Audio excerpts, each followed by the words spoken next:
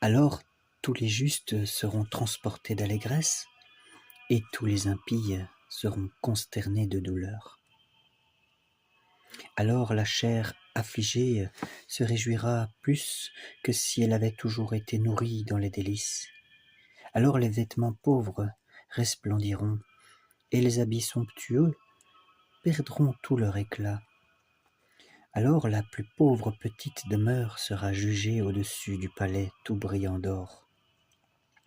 Alors une patience constamment soutenue sera de plus de secours que toute la puissance du monde, et une obéissance simple élevée plus haut que toute la prudence du siècle.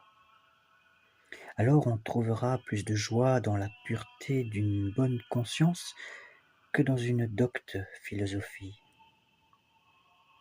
Et le mépris des richesses aura plus de poids dans la balance que tous les trésors de la terre. Alors le souvenir d'une pieuse prière vous sera de plus de consolation que celui d'un repas splendide.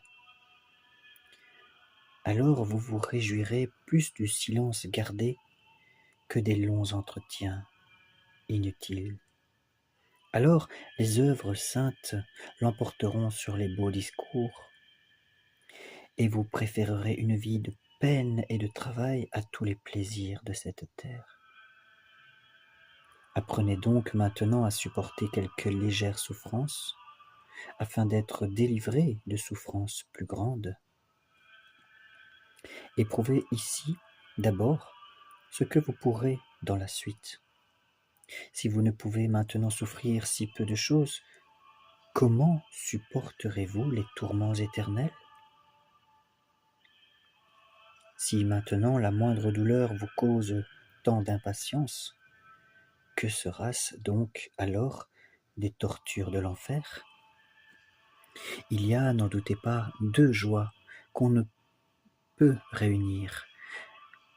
La première, vous ne pouvez goûter ici-bas les délices du monde et en même temps régner ensuite avec Jésus-Christ. Si vous avez vécu jusqu'à ce jour dans les honneurs et les voluptés, de quoi cela vous servirait-il s'il vous fallait mourir à l'instant? Et donc, tout est vanité. Or, aimer Dieu et le servir lui seul.